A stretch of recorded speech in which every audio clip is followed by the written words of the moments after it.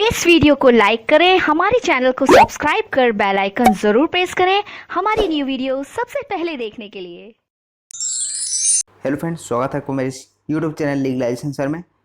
So friend, आज से हम स्टार्ट करने वाले हैं सीआरपीसी के ऑब्जेक्टिव एमसीक्यू क्वेश्चन के बारे में, अर्थात दंड प्रक्रिया संहिता से रिलेटेड जो भी इंपॉर्टेंट एमसीक्यू होंगे जो काफ़ी एग्जाम में पूछे जाते हैं काफ़ी बार, ठीक है ना। तो उनको हम कवर करने वाले हैं, जो हम कई पार्ट्स में कवर करेंगे, ठीक है। तो ये आज का हमारा पार्ट 1 है सीआरपीसी के ऑब्जेक्टिव एमसीक्यू क्वेश्चन में। तो बने रहेगा एंड तक हमारे साथ। तो चलिए स्टार्ट करते हैं आज का सेशन। और यदि आपको कोई डाउट आता है मेरे लेक्चर से रिलेटेड तो आप इस इंस्टाग्राम अकाउंट पर मैसेज कर सकते हैं, जहां पे आपके सारे डाउट क्लियर किए जाएंगे। तो हमारा फर्स्ट क्वेश्चन है सीआरपीसी के एमसीक्यू पार्ट में, दंड प्रक्रिया संहिता 1973 कब हस्ताक्षरित हुआ था, अर्थात जब पेश होता है लोकसभा राज्यसभा में, ठीक है ना, तो उसके बाद राष्ट्रपति के पास जाता है बिल।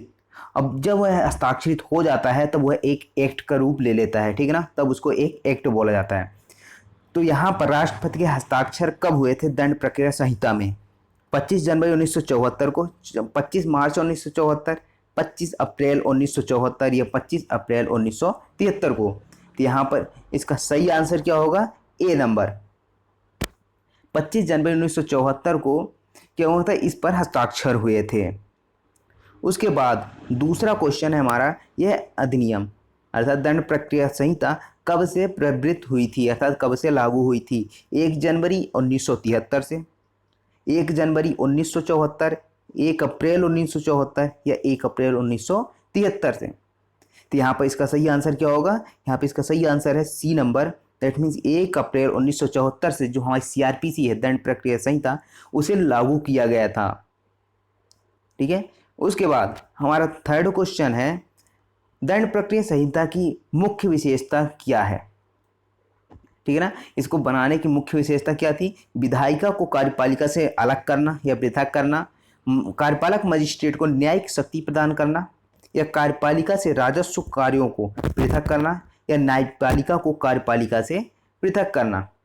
तो यहाँ पर इसका सही आंसर क्या होगा? यहाँ पे आपका जो सही आंसर है वो होगा डी नंबर। दैट मीन्स न्यायपालिका को कार्यपालिका से पृथक करना। दैट मीन्स कि जब 1973 ये दंड प्रक्रिया संहिता 1973 से पहले दूसरी संहिता लागू थी, ठीक है ना, 1897 वाली, उसमें जो था, जो कार्यपालक मजिस्ट्रेट होते थे उनको सबसे ज़्यादा पावर दी जाती थी, ठीक है ना। उसके बाद इसको चेंज किया गया और यहाँ पर न्यायपालिका को कार्यपालिका से अलग किया गया।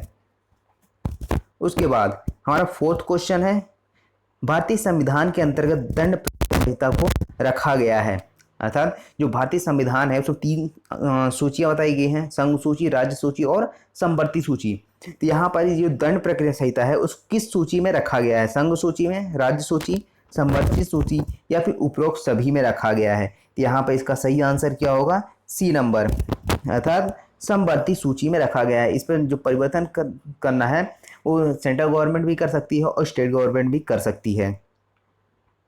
उसके बाद फिफ्थ क्वेश्चन है हमारा, इस अधिनियम में जमानती व गैर जमानती अपराधों को कहाँ वर्गीकृत किया गया है? दंड प्रक्रिया संहिता के प्रथम अनुसूची में, अधिनियम के द्वितीय अनुसूची में, अधिनियम की धारा 484 में, अधिनियम की धारा 245 में। तो यहाँ पे इसका सही आंसर क्या होगा? यहाँ पे आपका जो सही आंसर है वो होगा ए नंबर। दैट मीन्स दंड प्रक्रिया संहिता की जो प्रथम अनुसूची बताई है तो वहाँ पर जमानती और गैर जमानती अपराधों का वर्गीकरण किया गया है। उसके बाद सिक्स क्वेश्चन है, सीआरपीसी के अध्याय 8, 10 व 11 को छोड़कर, ठीक है ना, कौन कौन से जो सीआरपीसी में चैप्टर 8, 10 और 11 दिया गया है उसको छोड़कर बाकी प्रावधान कहाँ लागू नहीं होता है? नागालैंड, असम, मेघालय या मिजोरम? ये काफ़ी इंपॉर्टेंट क्वेश्चन है और काफ़ी बार एग्जाम में पूछा भी जाता है, ठीक है। तो यहाँ पे इसका सही आंसर क्या होगा? ए नंबर, अर्थात नागालैंड में। दैट मीन्स इस क्वेश्चन का क्या है कि जो चैप्टर 8, 10 और 11 है यह तो नागालैंड में लागू होता है, बट इसके अलावा जो चैप्टर दिए गए हैं वो नागालैंड राज्य में लागू नहीं होता है।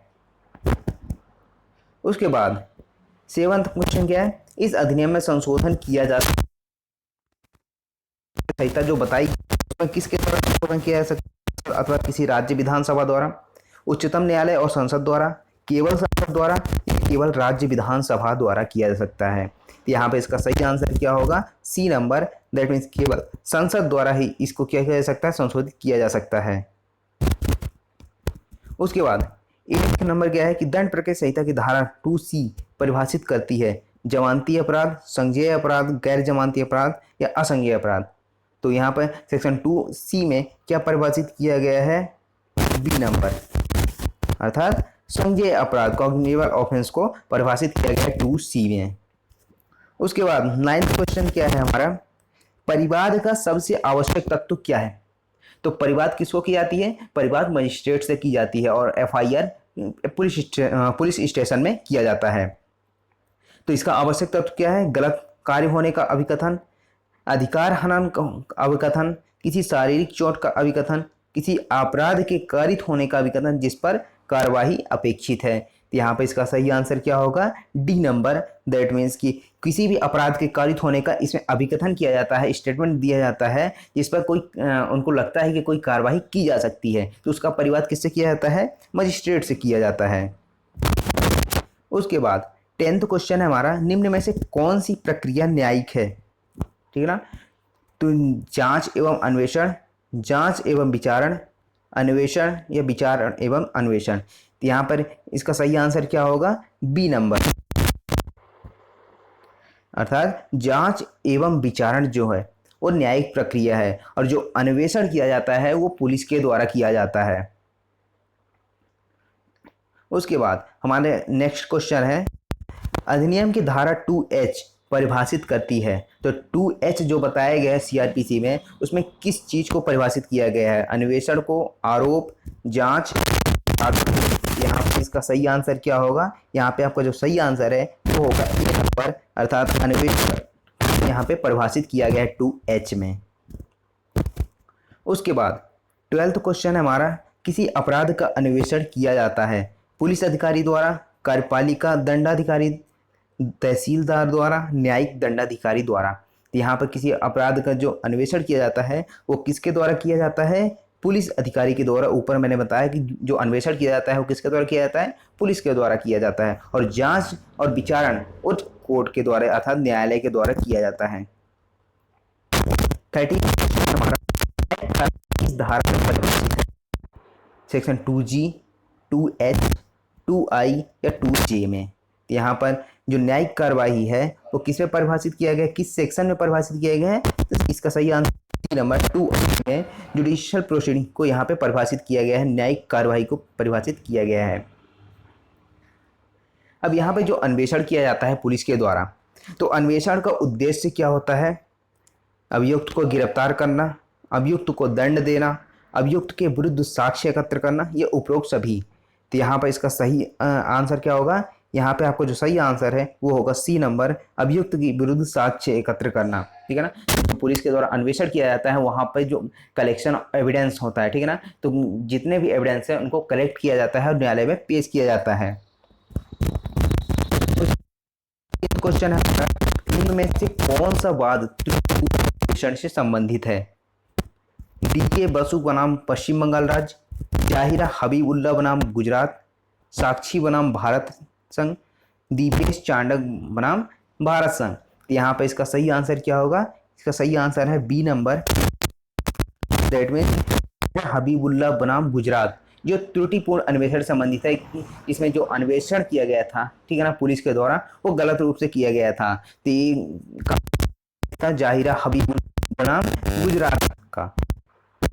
उसके बाद 16th क्वेश्चन है कि समन मामलों और पूछताछ में सत्यापन केवल आरोपी के बयान रिकॉर्ड है, गवाह के रिकॉर्ड, सबूत के रिकॉर्ड या सबूत के बयानों का रिकॉर्ड है। तो यहाँ पर इसका सही आंसर क्या होगा, सी नंबर, अर्थात सबूत का रिकॉर्ड है।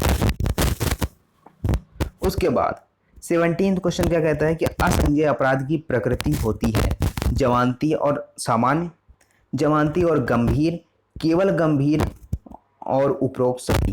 तो यहाँ पर इसका सही आंसर क्या होगा, यहाँ पे इसका सही आंसर होगा ए नंबर, अर्थात जो असंज्ञेय अपराध की प्रकृति कैसी होती है, जमानती होती है और सामान्य रूप से होती है, अर्थात और जो इसके अपोजिट जो संज्ञेय अपराध है, ठीक है ना, कॉग्निजेबल ऑफेंस है वो कैसी है, वो गंभीर प्रकृति के अपराध होते हैं। उसके बाद 18th क्वेश्चन है हमारा, दंड प्रक्रिया संहिता में किस धारा में परिभाषित किया गया है। इसका सही आंसर क्या होगा, 2K, 2N, 2C या 2L। तो यहाँ पे CRPC में सेक्शन 2N में परिभाषित। किसी भी क्वेश्चन के आंसर पता है तो कमेंट करके बता सकते हैं। उसके बाद समान मामले का अर्थ है, ठीक है ना। तो जो समान मामले होते हैं उनका क्या अर्थ होता है कि आजीवन कारावास से दंडनीय हो जो, या फिर 10 वर्ष की अवधि के लिए कारावास, 2 वर्ष की अवधि के कारावास से दंडनीय हो, या 2 वर्ष से अनधिक की अवधि के कारावास से दंडनीय हो। ठीक है, तो यहाँ पे इसका सही आंसर क्या होगा, यहाँ पे सही आंसर है डी, दैट मीन्स 2 वर्ष से अनधिक अवधि के कारावास से जो दंडनीय मामले होते हैं उनको क्या बोला जाता है, वो समान मामले होते हैं। ठीक है, 2 वर्ष से अधिक। उसके बाद हमारा लास्ट क्वेश्चन है, वारंट मामला से ऐसा मामला अभिप्रेत है जो दंडनीय है।